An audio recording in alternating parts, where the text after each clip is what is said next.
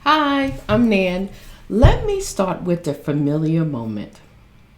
Someone asks a simple question. Who should we contact? Who's in the city? And who needs to hear about this? Nothing strategic, nothing complicated, just an answer.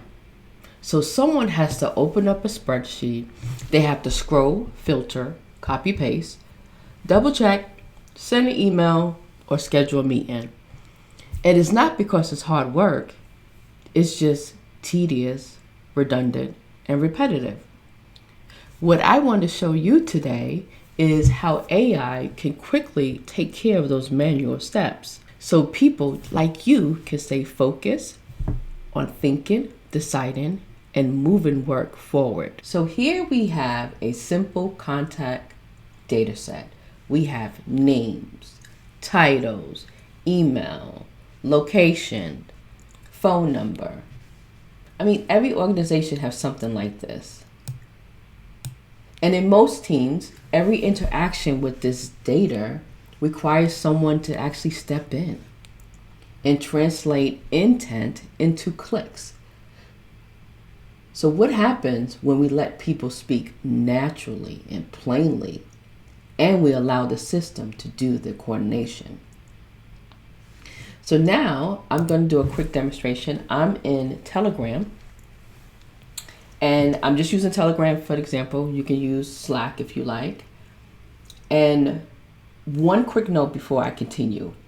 I'm not going to show you and walk through how it is built. I'm just going to show you what it makes possible. Because the real shift with AI isn't technical, it's experimental.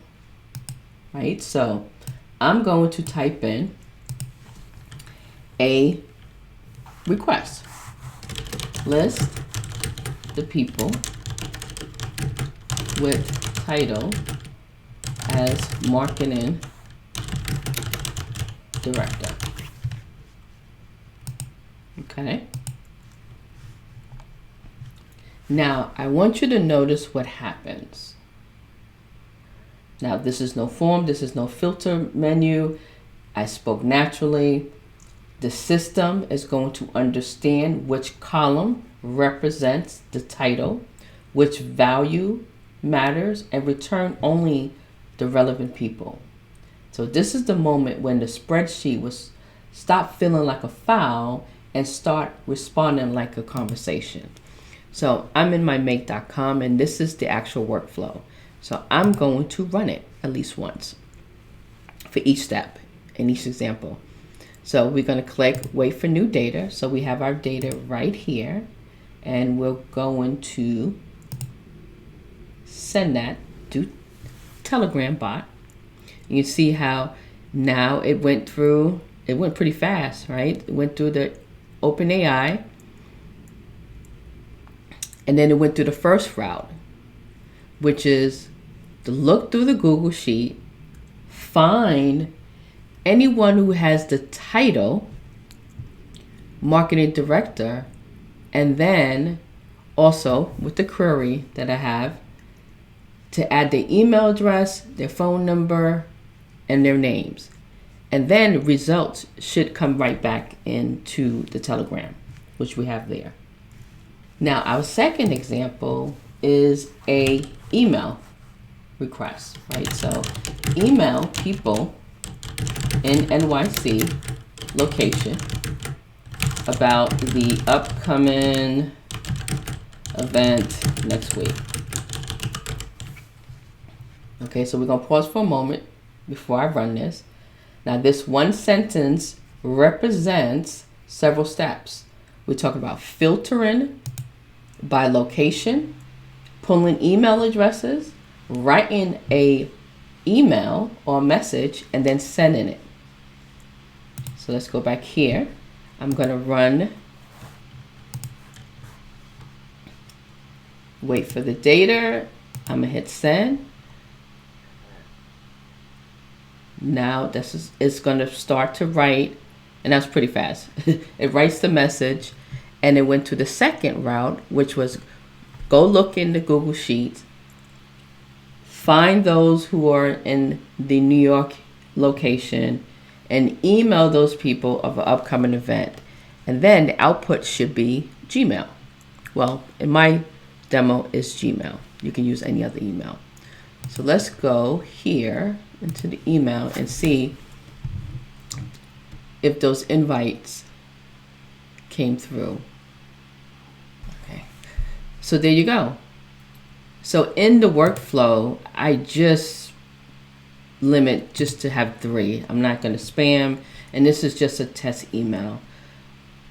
So if I open up one of these emails, it says, hey, that they were invited to an event at the Atlanta Conference Center. This is not real. This is all demo. Now, in most teams, this lives across 3 different tools and 15 minutes of focused attention. Here, it expressed as intended. This is where AI is going to stop being something that you ask for help and start quietly supporting how work actually happens. So now we're going to I'm going to demonstrate the 3rd example, which is schedule time with Jamie McBee. Let's go back to the workflow. McBee for, let's say, Friday, 2:30 p.m. Eastern Time. Okay, so inside this sentence, we got a person, we got a date, we got a time, we got a time zone, and we have a calendar action, which is schedule time. No back and forth, no toggle, just clarity. And then the system is going to match the person, interpret the time correctly, and then create a real calendar event. This is natural language coordinating in real business systems, right? So I'm going to run this, wait for new data. I'm going to hit send. You see how it's communicating with OpenAI, and then it goes down to the 3rd router. It checks the Google Sheets. It finds the person's name. It creates a calendar event based on the time and the date. I didn't even put a date. I just said Friday, right? So today is Wednesday. So let's look at this calendar and see. There it goes. January 30th at 2:30 p.m., a meeting with Jamie. So at a high level, this workflow has 3 responsibilities. First, it listens to the natural language intent, which is coming from Telegram. Second, it interprets the intent and decide what needs to happen, right? Based on certain keywords like email or send me a list or schedule time. And third, it coordinates the right system, whether that, as I mentioned, the spreadsheet, the email, or the calendar. And each block here represents a capability, not a manual step. So the important thing isn't the tools, it's the flow. Plain English in, real business action out. This is a simple data set, but the same approach can apply to HR systems, CRMs, support decks, and even sales operations. Anywhere that people are still acting as the bridge between intent and tools. And this is how I think about AI in a real delivery environment. Not as a replacement for people, but as a partner that reduces friction and bring work back to flow.